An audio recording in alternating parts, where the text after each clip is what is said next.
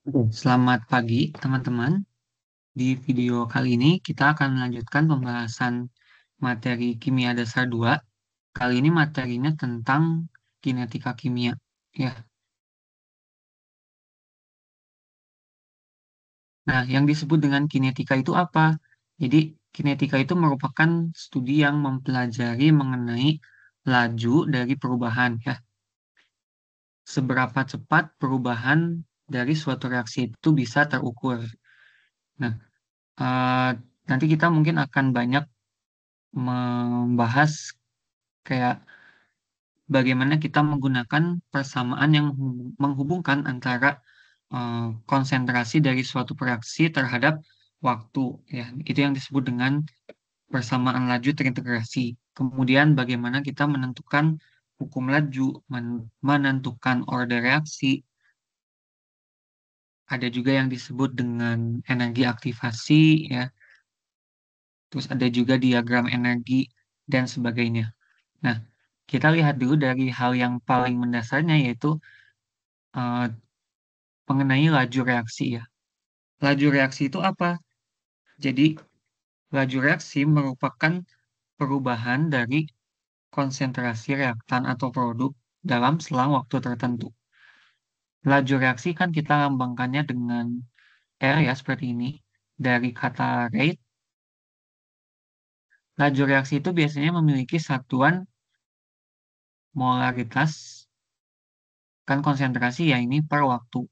Waktunya bisa detik, menit, ya, jam, hari, atau mungkin tahun, ya, kalau mungkin konteksnya udah berhubungan dengan unsur-unsur radioaktif gitu. Jadi intinya perubahan konsentrasi terhadap perubahan waktu gitu. Laju reaksi itu bisa kita tuliskan mungkin untuk template-nya, misalkan kita punya reaksi sebagai berikut, ya. A tambah B menjadi C tambah D gitu.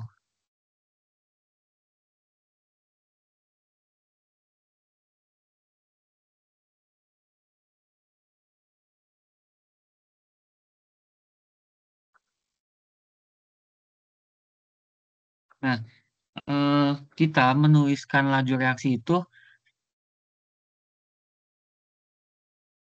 didefinisikannya dengan huruf R, ya. Nah, ini bisa kita tuliskan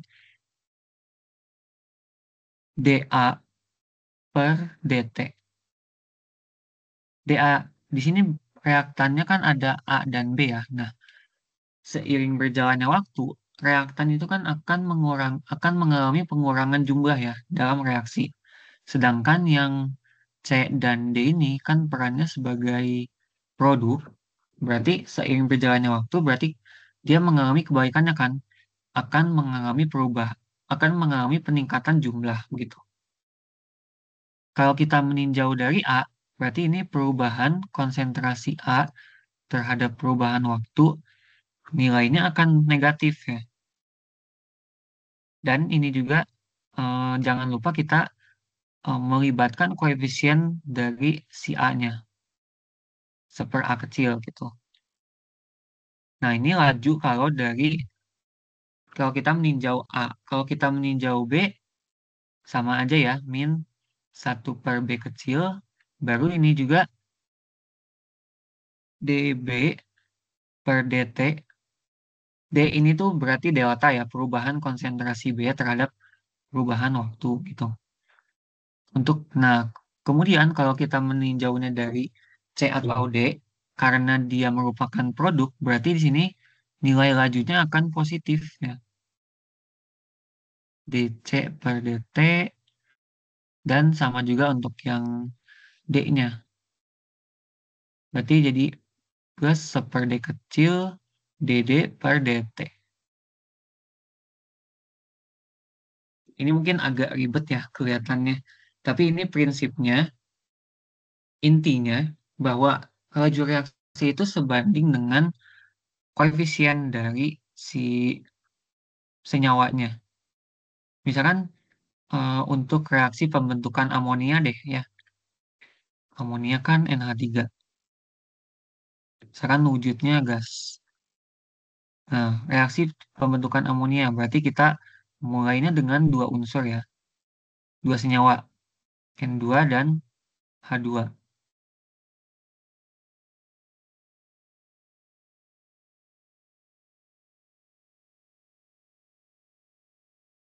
Nah, jangan lupa disetarakan koefisiennya, berarti ini jadi 2 dan H2-nya jadi 3 ya. Nah, misalnya laju pembentukan amonia itu plus 0,4 ya, molar per menit. Nah, berarti kalau kita mau menentukan laju dari laju pengurangan N2 dan laju pengurangan H2, gimana? Simpelnya kan kita tinggal lihat koefisien reaksinya aja ya. Di sini kan 3. Kalau dari yang patokannya, yang kita tahu NH3 itu 2 koefisiennya. Berarti lajunya si H2 tinggal pakai perbandingan aja. 3 per 2 kali 0,4. Oh ya, tapi di sini minus ya. Min 3 per 2 kali 0,4 jadi min 0,6 molar per menit gitu. Untuk yang N2 juga pakai perbandingan ya. Kalau laju pengurangan N2 min 0,2 gitu molar per menit.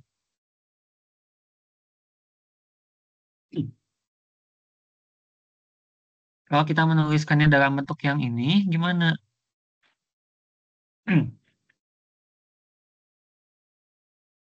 Kita kan mau mencari Rn2 ya. Nah, Rn2 ini kan sama aja kayak yang Dn2 per dt-nya gitu. Rn2 sama dengan, atau kita tulis pakai yang ininya dulu ya, koefisiennya. Min 1/1 ya. D, langsung aja. Rn2 yang kita tahu kan berarti yang ini ya gitu. Ini yang anggapnya yang C itu tuh NH3-nya. Berarti ini 1 plus 1/2 gitu. Nah, RNH3-nya 0,4.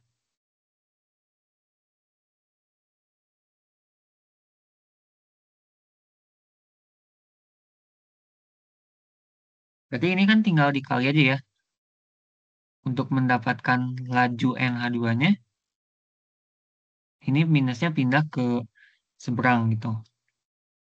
Min setengah kali 0,4. Jadi min 0,2 molar per menit ya gitu.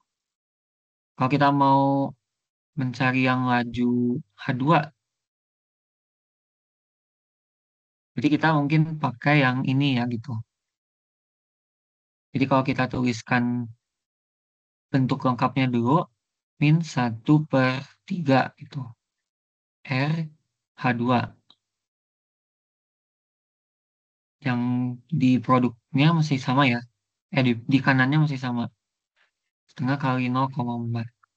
Berarti untuk RH2-nya, min 3-nya pindah ke ruas kanan ya. Min 3/2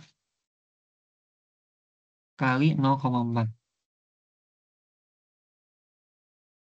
Kita akhirnya mendapatkan hasil yang tetap sama ya. Seperti yang sebelumnya ini. Nah, jadi min 0,6. Nah, jadi gitu intinya ya.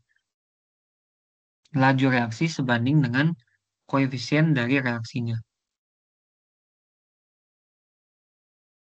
Maaf, koefisien dari reaktan atau produk yang ada di reaksi gitu. Oke, kemudian ini masih dari pengertian laju reaksinya secara sederhana ya. Kalau kita tuliskan lagi, perubahan konsentrasi terhadap perubahan waktu.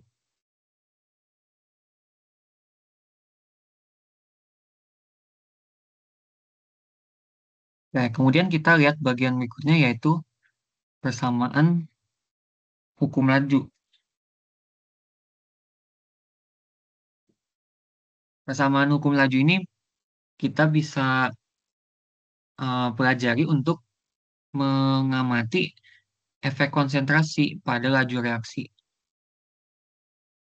Karena laju reaksi itu seringkali bergantung pada konsentrasi si reaktannya. Bisa satu reaktan atau lebih reaktan ya gitu.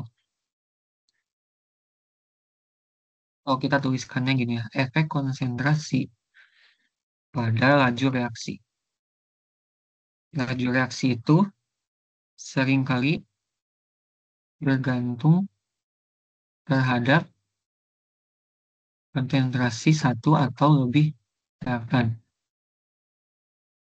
Nah, untuk mempelajari efek konsentrasi itu, kadang kita bisa mengasumsikan reaktan tunggal, ya misalkan kita namakan reaktannya itu reaktan A menjadi sebuah produk P gitu.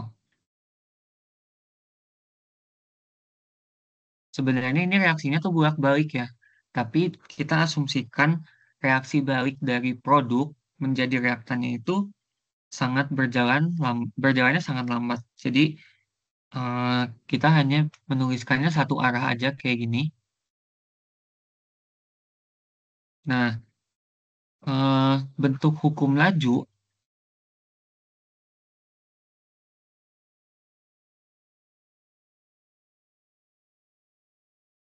itu pasti bentuknya kayak gini. R sama dengan K dikalikan dengan konsentrasi reaktan yang terlibat ya, dalam reaksi. Dalam hal ini kan hanya ada A saja yang dipangkatkan dengan sesuatu. Nah, sesuatunya itu apa? Ini adalah N. Misal. N itu disebutnya order reaksi. Untuk tingkat TPB ya, ada tiga order reaksi yang umum kita kenal. Biasanya ada order 0, order 1, dan order 2. Nilai K-nya itu apa? K-nya dari kata konstanta ya, yaitu tetapan laju reaksi. Konstanta atau tetapan laju. Nah, nilai K ini, oh ya, sorry, satuan K ini bisa bervariasi ya tergantung dari order reaksinya. Nah, persamaan ini sekali lagi ini disebut hukum laju dekomposisi A menjadi produknya. Nah, terus sekarang kita lihat order reaksi ya. Tadi kan sempat dimention. Order reaksi itu biasanya ada tiga, order 0, 1, dan 2. Maknanya order 0, 1, dan 2 ini apa masing-masing? Kalau order 0, konsentrasi itu kalau diubah-ubah atau divariasikan tidak akan berpengaruh ke laju reaksi.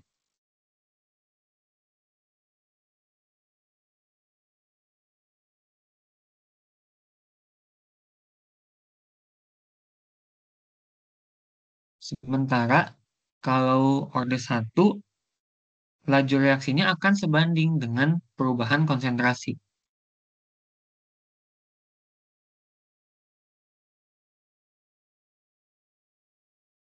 Kalau yang order 2, apakah sebanding juga atau sebandingnya dengan perubahan konsentrasi yang seperti gimana?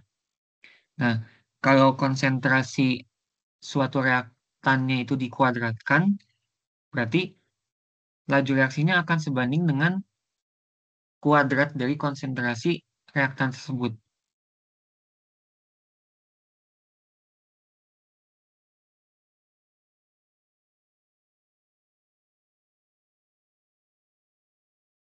Nah, gitu aja.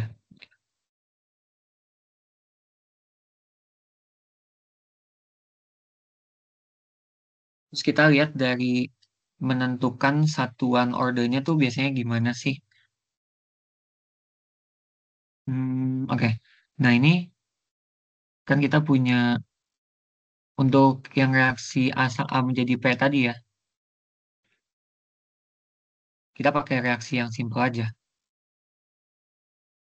Dari bentuk hukum laju seperti ini, kalau misalkan kita asumsikan reaksinya itu order 0,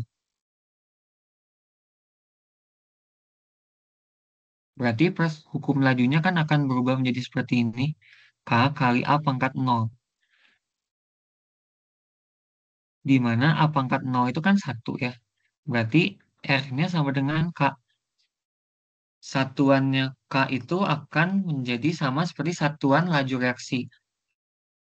Kalau untuk contoh yang setelah ini kita pakai satuan waktunya detik, berarti satuan K-nya molar per detik ya gitu. Atau dituliskannya gini aja ya. Nah, gitu. Untuk order satu berarti persamaan hukum lajunya kan akan menjadi R sama dengan K kali A pangkat satu. Nah, di sini satuan laju reaksi kan molar per detik. K-nya kita belum tahu. Satuan konsentrasinya molar. Berarti ini sama-sama dicoret ya. Sehingga satuan K-nya adalah tinggal ini kan S yang di penyebut. Jadi per detik aja. Nah, kalau order 2 hukum lajunya menjadi seperti ini. R sama dengan K kali konsentrasi A kuadrat.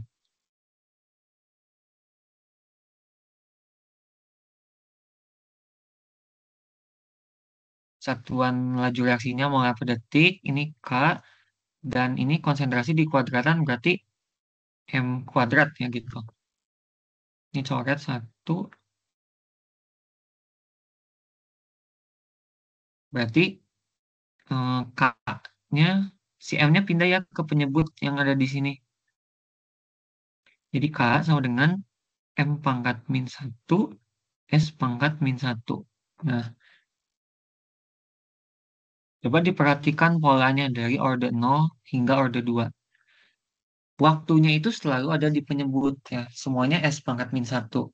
Dan pangkat dari konsentrasinya makin berkurang gitu. Kalau yang order satu ini kan berarti M-nya pangkat nol ya gitu. Di sini M-nya pangkat satu untuk yang order nol. Nah, gitu ya. Nah, kemudian bagaimana caranya kita menentukan suatu order reaksi dari reaksi kimia? Harus kita lakukan eksperimen ya. Tidak bisa kita menentukan order reaksi dari koefisien yang ada di reaksi. Misalkan kayak yang contoh di atas tadi. eh, Reaksi ini ya, pembentukan amonia. Ini koefisiennya N2 1.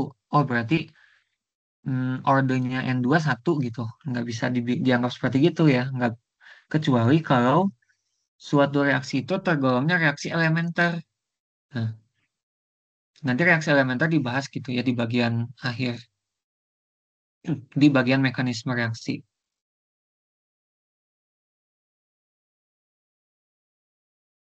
Kita harus memvariasikan beberapa kondisi yang berbeda-beda konsentrasi reaktannya gitu. Nah, kalau ini mungkin langsung pakai contoh soal aja lah ya, biar kebayang penerapannya itu gimana. Saya ambil dari contoh soal ini.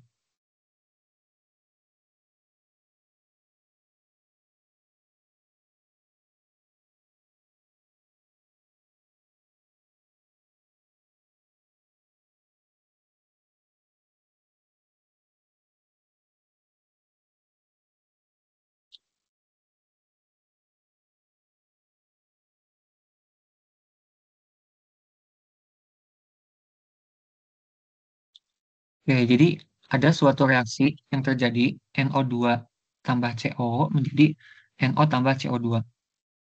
Itu kayak cuma tukeran O-nya aja ya gitu. Nah, sama soalnya udah dikasih tahu nih bentuk hukum lajunya seperti itu. Dan memang sudah sesuai kan ya karena ada dua reaktan di situ yang terlibat yaitu NO2 dan CO. Masalahnya kita harus menentukan ordernya dulu di sini. Nah, untuk menentukan order masing-masing karena reaktannya kan ada dua, berarti minimal kita butuh 3 kali percobaan yang kita variasikan konsentrasi keduanya ini supaya kita tahu pengaruhnya ke lajunya. Sorry, salah yang di lingkaran harusnya ini ya. supaya kita tahu pengaruhnya ke laju dari reaksinya.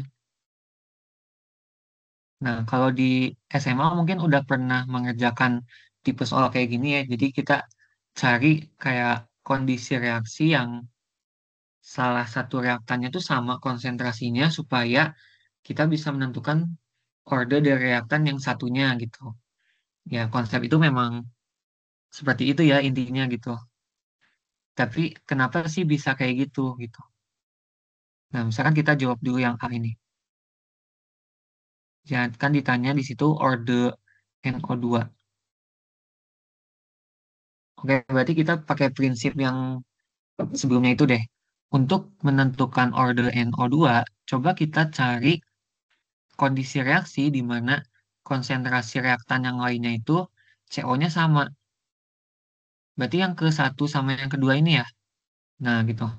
Jadi kita bandingkan laju yang reaksi pertama terhadap laju kedua. Nah, ini tulis bentuk hukum lajunya. K kali NO2 yang pertama dipangkatkan X kali CO1 pangkat X gitu ya. Per K kali NO2 2X CO2 Y. Oh, ini salah Y harusnya. Sorry.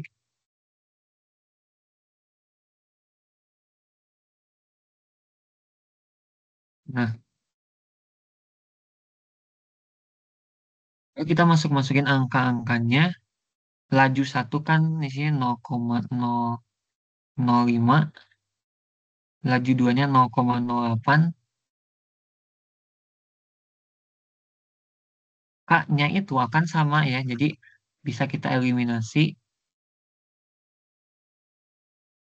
Nah ini NO2-nya yang pertama dan kedua ya kita karena pangkatnya sama kan X, jadi kita bisa gabungin sifat eksponen ya. Nah seperti itu. Dan ini alasannya kenapa kita pakai yang konsentrasi CO-nya sama gitu, supaya ini saling meniadakan kan karena jadinya satu gitu. Satu mau dipangkatkan berapapun kan hasilnya tetap satu ya. Jadi ini bisa di push gitu. Dah tinggal kita sederhanakan. Ini jadi 1/16. Ini jadi 1/4 X. Berarti X-nya mudah ya ini angkanya. Jadi tinggal 2 gitu. Kalau misalkan angkanya jelek, cara nyari di kalkulatornya gimana? Bisa kan pakai logaritma ya. Berarti ini basisnya kan 1/4 gitu. 1/4 log 1/16 gitu ya. Nanti ini dapat 2. 2. Kalau di kalkulator mungkin penulisannya kan yang gininya ya. Nah gitu. Si kotak kecilnya ini diisi basisnya gitu. Yang kotak besar 1/16. Nah, kalau kita udah nemu order NO2, baru kita bisa nemu yang order CO.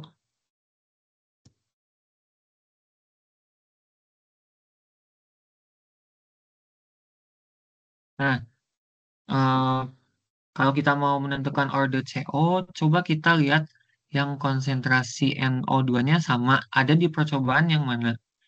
Kan harusnya 1/3 ya. Nah, coba kita pakai yang beda gitu, yang agak menantang biar yang agak susah gitu. Kita buktikan masih bisa tetap berlaku nggak pendekatannya. Yang beda sama sekali itu yang ini ya, 2/3. Nah, coba kita tuliskan. Langsung aja lah ya. Mirip dengan kayak ini kan bentuknya. R2/R3 berarti 0,08 per 0,005. Nah, ini jadi 4/1 ya gitu. Pangkat X kan. X-nya udah ketemu 2. Terus ini 0,1 per 0,2. Jadinya setengah gitu. Pangkat Y. Nah, kita bisa menggunakan keadaan yang nggak ada yang sama konsentrasinya kalau salah satu order udah diketahui kayak gini kan gitu. Kalau misalkan ini belum diketahui, ya nggak bisa ya gitu.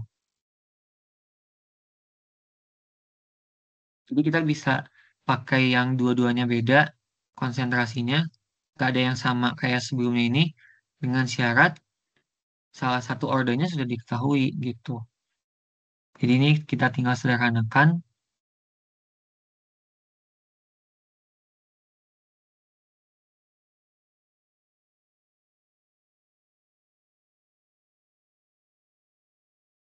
Tadi belum ketulis duanya lupa.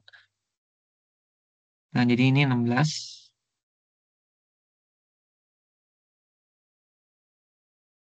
Jadinya saling kehapus ya 16-nya. Jadi tinggal 1,5 pangkat Y. Pangkat berapa yang hasilnya itu 1,0 ya.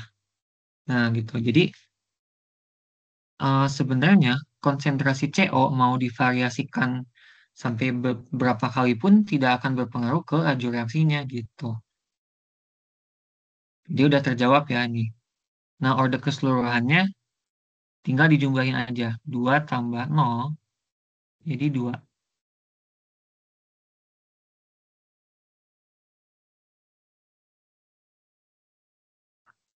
Order NO2-nya 2, order CO-nya 0. Nah, sekarang tetapan lajunya gimana? Beserta satuan yang tepat. Oh ya, kita tuliskan dulu hukum laju yang udah jadinya tuh kayak gimana. K kali NO2 pangkat 2 ya. CO pangkat 0. Karena pangkat 0 itu 1 berarti ini nggak usah dituliskan ya. Cukup gini aja. Yang mau dicari kan K. Berarti kita tinggal balik persamaannya. K sama dengan R bagi NO2 kuadrat. Nah, pakai percobaan yang mana, Kak? Yang ke 1, 2, atau 3? Sama aja ya semuanya. Tuh, kalau mau buktikan sendiri ya silahkan gitu. Tapi ini kita ya hitungnya satu kali aja lah cukup. Coba-coba kita ambil yang percobaan 2 ya. Di situ lajunya 0,08. Oh ya, tuliskan juga ya. Karena kan kita mau menentukan si satuannya juga. Mol per liter detik itu berarti molar per detik.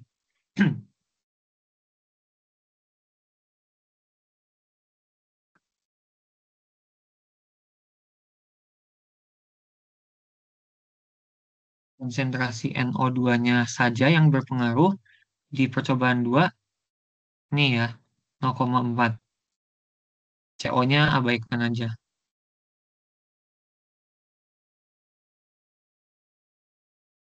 0,4 kuadrat. Berarti ini konsentrasinya jadi M kuadrat juga. Udah, berarti kita tinggal hitung aja angkanya.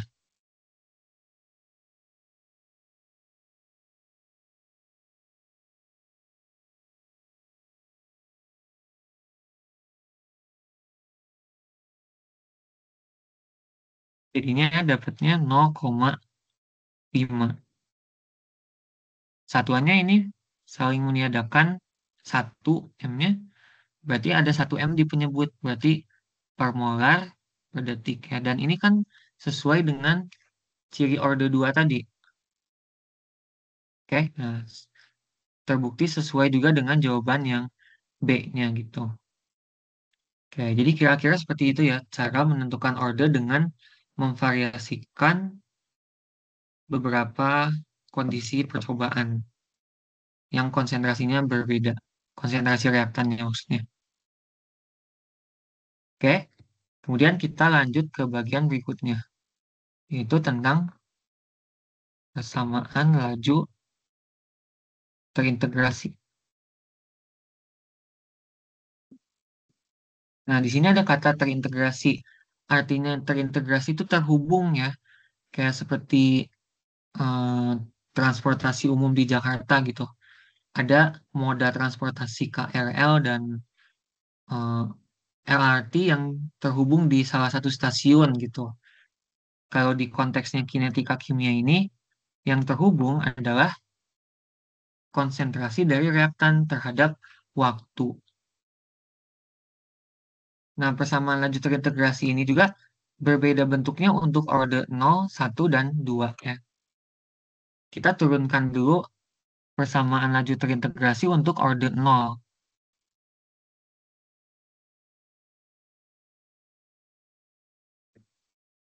Nah, cara penurunan itu gimana? Kita mulai dari bentuk kayak gini ya. R sama dengan R. Nah, R yang pertama itu kita kita tinjau dari makna laju reaksi secara umum ya. Perubahan laju, maaf, perubahan konsentrasi terhadap perubahan waktu. Misalkan ini kita asumsikan reaktannya satu aja ya yang sederhana gitu. Misalkan untuk reaksi A menjadi P, berarti eh, makna laju reaksinya perubahan konsentrasi A terhadap perubahan waktu ya. Karena ini koefisien A-nya satu berarti min satu per satu. Jadi kita cukup tuliskan ini aja. Nah, satu lagi dari definisi hukum laju ya. Kan R sama dengan K kali A gitu. Karena ini order 0, berarti bentuknya tuliskannya gitu. K kali A pangkat 0. Jadinya kan ini hilang. Jadi tulisnya kayak gitu aja. Nah, kemudian kita eh, pindahkan dt-nya ke kanan ya. Minusnya juga. Jadinya gini kan. Min k dt. Kemudian, karena ini namanya terintegrasi, berarti kita integralkan kedua ruasnya. Turunin dikit. Nah, integralkan keduanya mulai dari nol sampai waktu tertentu. Nol itu kan artinya awal reaksi ya, saat T masih nol gitu. Hingga T tertentu.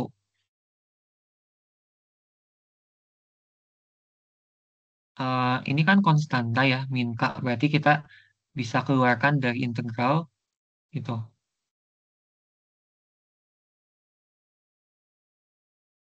Nah, jadi integralnya dA itu apa?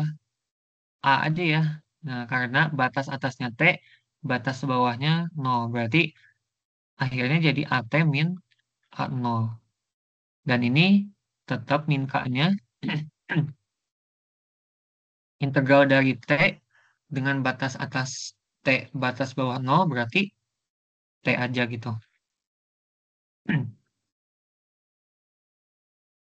Nah, ini jadi persamaan laju terintegrasinya.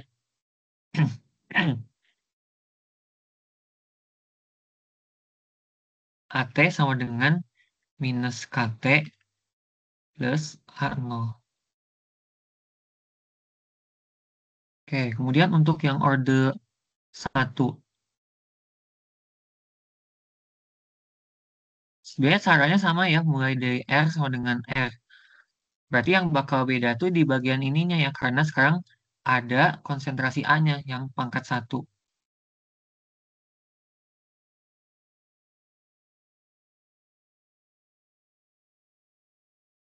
A ya gitu.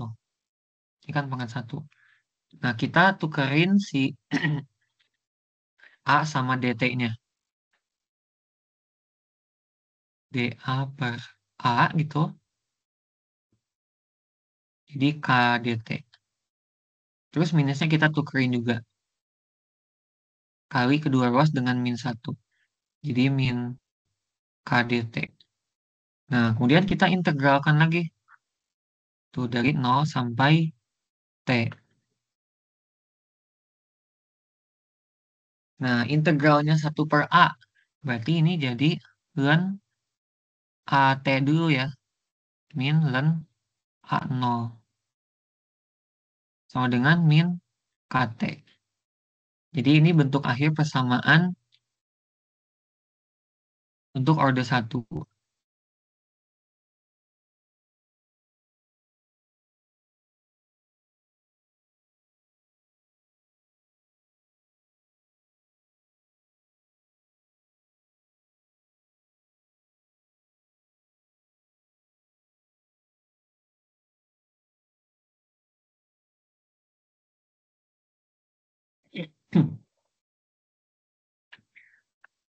Oke, jadi bentuk akhirnya seperti ini. Len AT sama dengan min KT tambah len A0. Untuk order 2 juga sama persis ya cara pengintegralannya.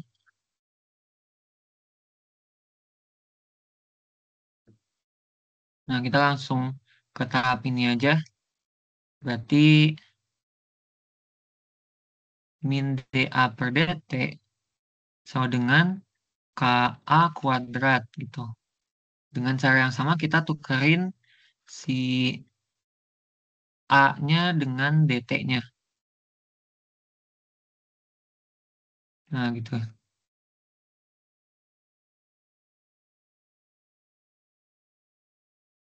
Minusnya juga tukerin ya ke sini. Kemudian diintegralkan kedua ruasnya.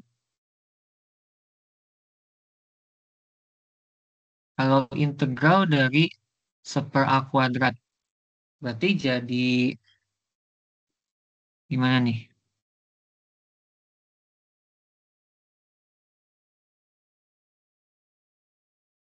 Langsung aja lah ya biar menghemat waktu. Nah, jadi nanti kalau udah diintegralkan, dia akhirnya jadi seper AT sama dengan KT plus seper A0. Nah, jadi yang membedakan di antara order 0, 1, 2 ini, yang order 2 ya, karena KT-nya itu positif. Kalau kita gambarkan order 0, 1, 2 ini menjadi bentuk persamaan garis lurus, nah ini kan mirip bentuk Y sama dengan MX plus C ya. Yang ini juga.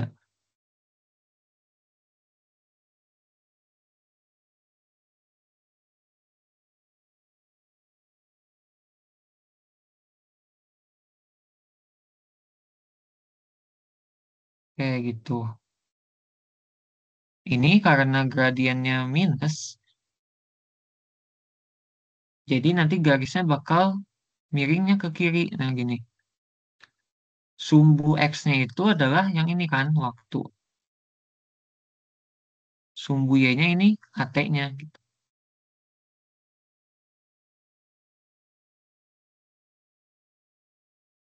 Nah, intercept yang ini pada saat awal itu adalah A0.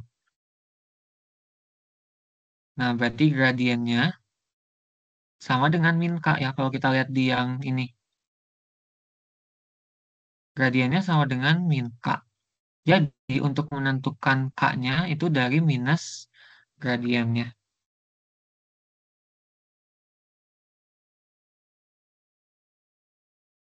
Untuk order satu sebenarnya sama persis juga, tapi yang beda kan hanya sumbu Y-nya.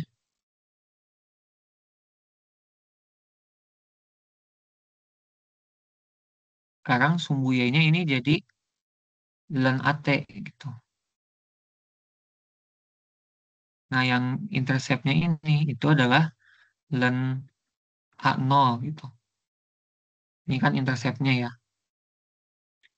Dan yang order 2, nah ini baru kemiringannya beda sendiri. Dia harusnya ke kanan karena kan gradiennya positif.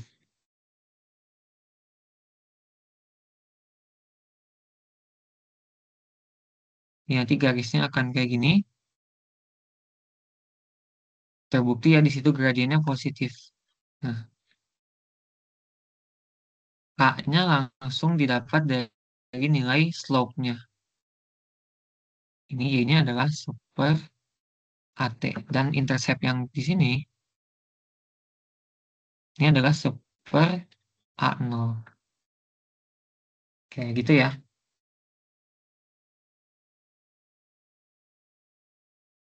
Nah, kemudian ada juga di bab ini yang dinamakan dengan waktu paruh. Sesuai namanya ya, jadi paruh itu kan artinya setengah gitu. Berapa waktu yang dibutuhkan supaya konsentrasi suatu reaktan menjadi setengah dari konsentrasi awalnya. Kalau kita tuliskan dalam persamaan, jadinya kan kayak gini. Misalkan reaktannya itu A, berarti konsentrasi A pada T tertentu itu adalah setengah dari konsentrasi dia di awal. Nah, kita mau menurunkan bentuk persamaan waktu paruh untuk masing-masing order ya. Jadi kita ganti yang sorry, ganti AT di masing-masing persamaan dengan setengah A0 gitu.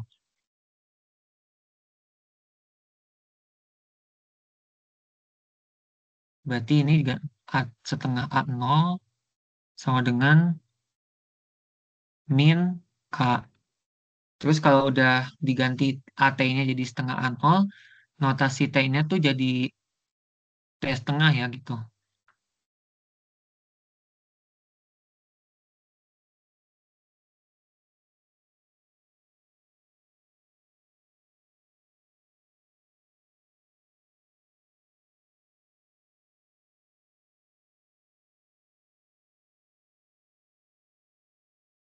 Jadi ini kan pindah ke kiri ya, biar positif.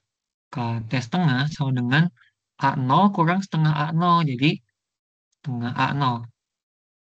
Jadi rumus waktu paruhnya adalah K-nya tinggal pindah ke penyebutnya. Jadi A0 per 2K.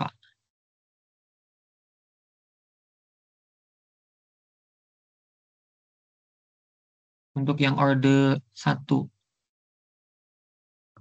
sekarang len AT diganti jadi len setengah A0 min KT setengah.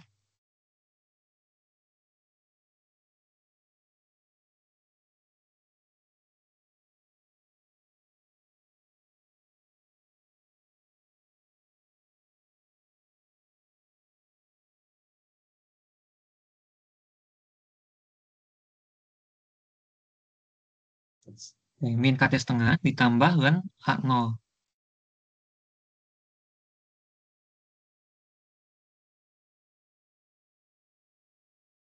Min KT setengahnya pindah ke kiri biar jadi positif. Nah, len A0 kurangi len setengah A0. Kalau ada pengurangan len, berarti jadi sifat pembagian ya. Len A0 dibagi A0 per 2. Ini kan jadi apa? Jadi habis A0-nya, jadi tinggal len 2.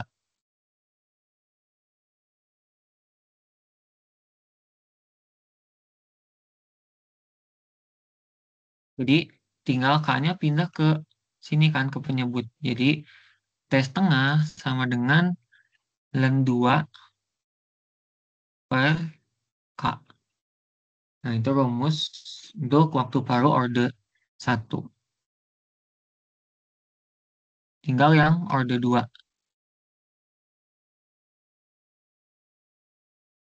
Asalnya dari setengah 1 per AT ya, diganti AT-nya jadi setengah A0. Ini 1 per A0 plus KT. Ini naik ke pembilang, jadi 2 per A0. Kurang 1 per A0. Sama dengan KT setengah. Jadi 1 per A0 sama dengan KT setengah. T setengahnya berarti K-nya pindah ke penyebutnya.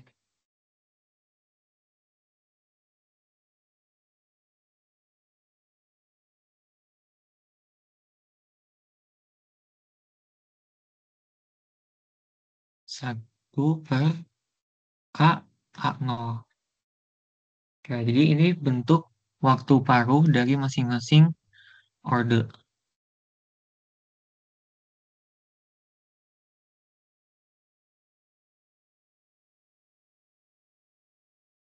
Coba kita lihat salah satu contoh soal yang singkat mungkinnya gimana cara penggunaan si persamaan laju terintegrasi ini dan gimana sih konsep tentang waktu paruh itu.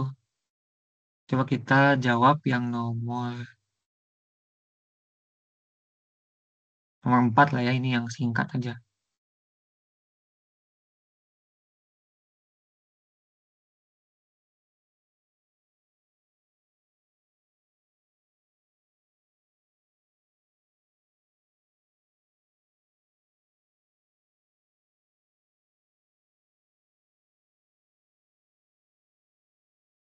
Nah, penguraian dari natrium klorat adalah reaksi orde satu.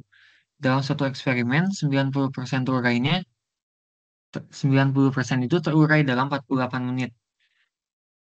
Kalau pengen terurainya 50%, harus berapa gitu waktunya? Nah, coba kita pakai persamaan laju orde satu ya, yang ada lennya. Berarti len AT sama dengan len A0 min KT. AT ini itu adalah konsentrasi yang tersisa pada waktu tertentu. Nah, jadi kalau kita lihat kalimat yang keduanya, setelah 48 menit, terurainya itu 90%. Berarti yang tersisa 10% ya gitu. Jangan kita tulis AT-nya 90% atau 0,9, berarti itu salah. Ya, kita baca baik-baik soalnya. Nah, A0-nya itu berapa? Kita asumsikan berarti saat reaktan awalnya si NaClO3 ini masih utuh kan, 100%. Berarti lan 1 dong, gitu. Soalnya kita nggak tahu, T-nya tuh kan 48 menit. Nah, berarti pindahnya ke kiri 48K sama dengan len 1 min len 0,1. Berarti K-nya jadi len 10 per 48 ya. Oke, biarin aja dulu kayak gitu. Baru kita lanjutkan ke yang statement keduanya. Supaya terurainya 50%, harus berapa waktunya? Kita pakai persamaan yang sama.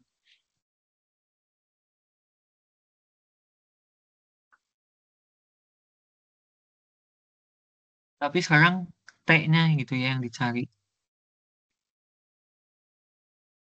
Kalau terurainya 50%, berarti AT-nya ya 50% juga kan 0,5.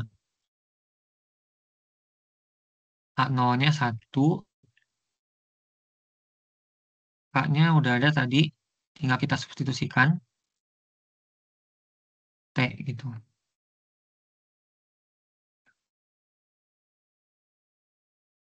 Ini pindahkan ke kiri. Ini jadi len 2 ya sebenarnya. Nah, T sama dengan len 2 kali 48 per len 10. Ini jangan dicoret jadi 5 ya gitu. Salah fatal itu nggak boleh.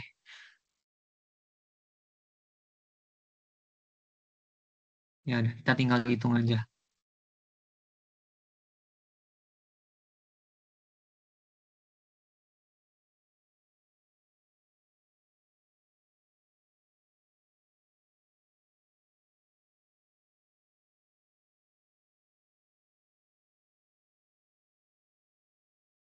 Oke, jadi 14,45 ya menit.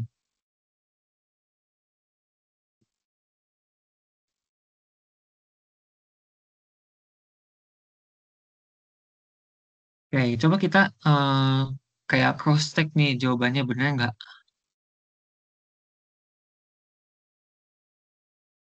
Pas di awal itu, pada saat 0 menit, yang tersisanya berapa banyak sih? Pada saat 0 menit kan masih awal ya, berarti 100%. Kalau berdasarkan konsep waktu paruh, berarti setelah 14,45 menit tadi, berarti tersisanya hanya 50%. Terus, setelah 14,45 menit kemudian lagi dari yang sebelumnya ini, menjadi setengahnya lagi. Berarti ini jadi, atau kita buatin aja lah ya, nah gitu. Jadi 29 gitu. Tersisanya 25%. Kemudian tambah lagi 14,5 menit. Berarti jadi 43,5 ya. Tersisanya 12,5%. Tersisa tinggal 10% pada saat 48 menit. Nah, ini make sense kan ya? Gitu. Jadi ini masuk akal gitu hasil perhitungan kita.